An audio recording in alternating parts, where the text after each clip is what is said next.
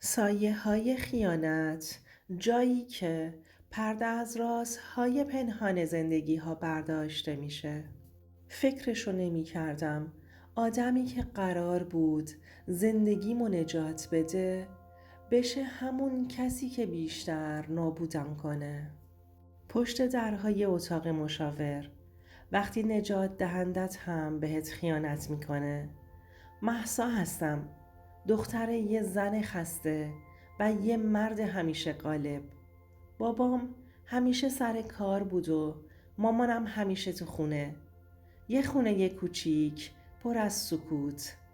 یادمه بچه که بودم وقتی مامانم میخواست گریه کنه میرفت توی حموم.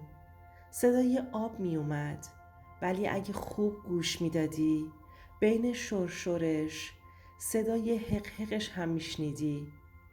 از همون بچگی یاد گرفتم حرفامو نخورم، بغضامو قورت بدم، بخندم حتی وقتی حالم بده، با این امید که یه روز یکی بیاد که بفهمه اون خنده هام واقعی نیستن. اون آدم به خیال خودم کامران بود. کامران اولین پسری بود که دستم رو توی خیابون گرفت. باهاش احساس امنیت می کردم.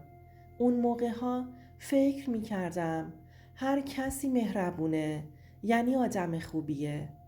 ولی حالا می فهمم مهربونی کافی نیست. ما 5 سال دوست بودیم. دعوا داشتیم. قهر و آشتی داشتیم. ولی خب عاشقش بودم. ازدواج کردیم با کلی ذوق و شوق. همون سال اول یه بار منو بغل کرد و گفت مهسا، از وقتی اومدی تو زندگیم انگار خونم خونه شده. ولی سال دوم دیگه اون جمله ها تکرار نشد. سال سوم دیگه بغل کردن هم نداشتیم. سال چهارم بیشتر از هم غریبه بودیم تا زن و شوهر. و سال پنجم من تصمیم گرفتم بجنگم. به خاطر خودم، به خاطر همون خونه‌ای که یه زمانی پر از عشق بود. همه چیز از یه ظهر دلگیر تابستونی شروع شد.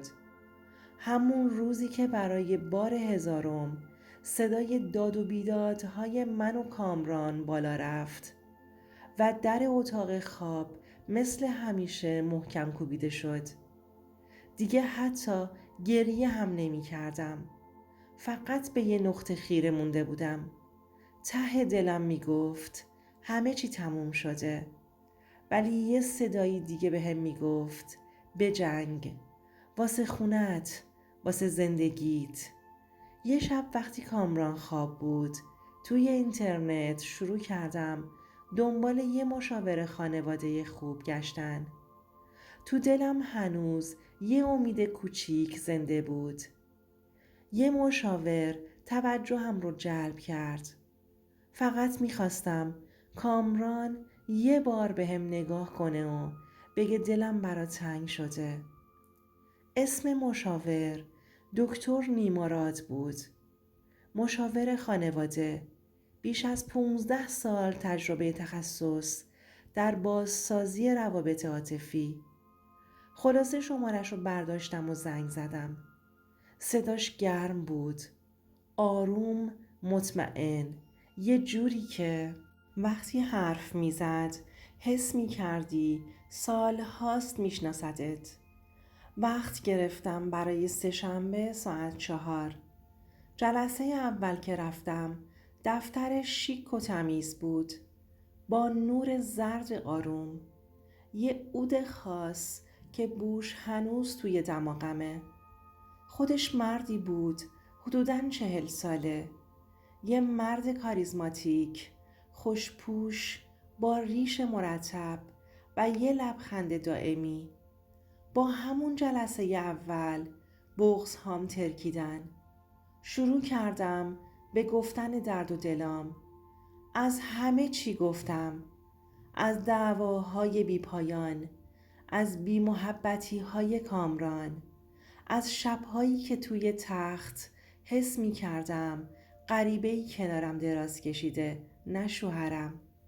دکتر نیما هم با دقت گوش میداد، یادداشت میکرد و سرش رو تکون میداد و بعد با صدای آرومش میگفت کامران اشتباه میکنه.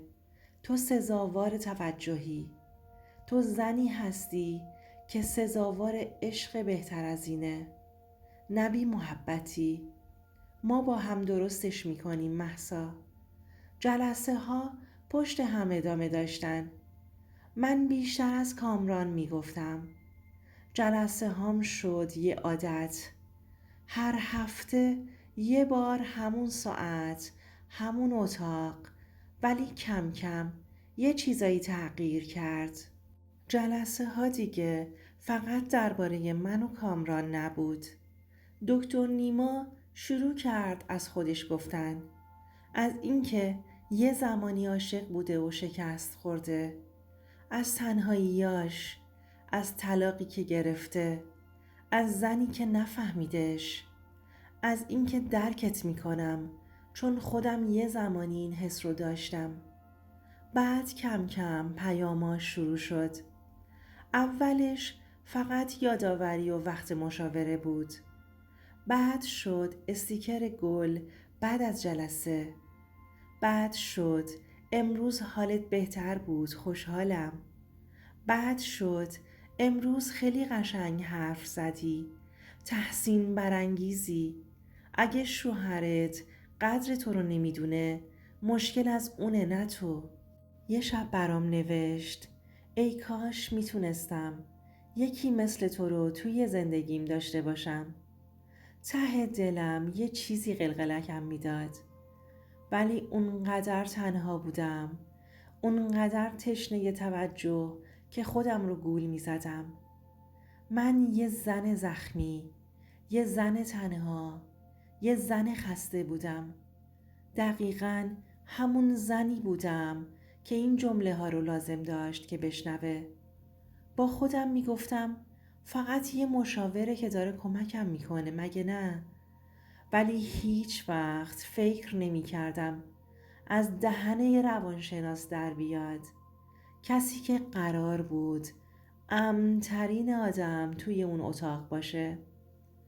اون روز لعنتی که بارونم می اومد و هیچ وقت یادم نمیره. وقتی جلسه تموم شد و داشتم پالتو می پوشیدم، اومد جلو و دستم رو گرفت.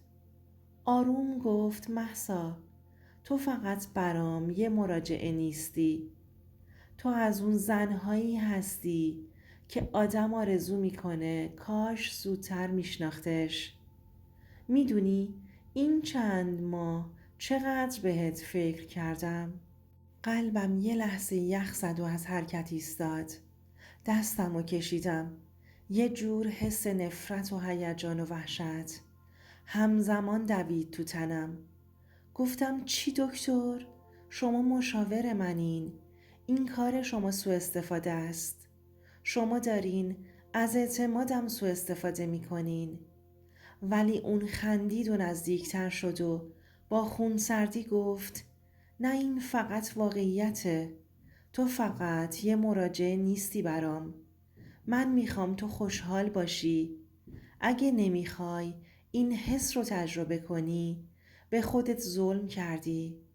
اون لحظه دنیا برام ایستاد. فهمیدم که بازی خوردم. اون کسی که قرار بود نجاتم بده خودش شد یه خیانتکار جدید. یعنی چی؟ یعنی تو تمام این مدت که داشتم از زخمهام میگفتم، اون داشت دنبال راهی میگشت که خودش زخمی جدید تو تنم باشه. از اونجا رفتم و دیگه هیچ وقت به اون دفتر لعنتی برنگشتم.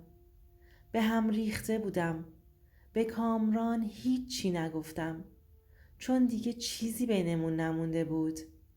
اون شب تصمیم گرفتم و رفتم خونه مامانم. نشستم روبروش مثل همون بچگیهام که سرم رو میذاشتم روی پاهاش. گفتم مامان خستم، هم از مردی که شوهرمه، هم از مردی که مشاورم بود، ولی بدتر از شوهرم شد. مامانم فقط گفت برگرد به خودت. مهسا، قبل از اینکه توی این رابطه ها گمشی، اول خودتو پیدا کن. یه چیز رو اون روز یاد گرفتم. آدم میتونه اونقدر آسیب ببینه که حتی نجات دهنده هاشم بهش زخم بزنن. 1 ماه بعدش طلاق گرفتیم. کامران حتی یه بارم نپرسید چرا. دکتر نیما براش شکایت نوشتم، چون یه مشاور حق نداره از درد یه زن یه راه بسازه به سمت دلش. حالا تنها زندگی میکنم. نمیگم راحته، نمیگم قشنگه، ولی یه چیزی هست که قبلا نداشتم. آرامش. اینو برات تعریف کردم. تویی که داری اینو میشنوی، شاید یکی مثل من الان داره به یه دکتر نیمایی اعتماد میکنه.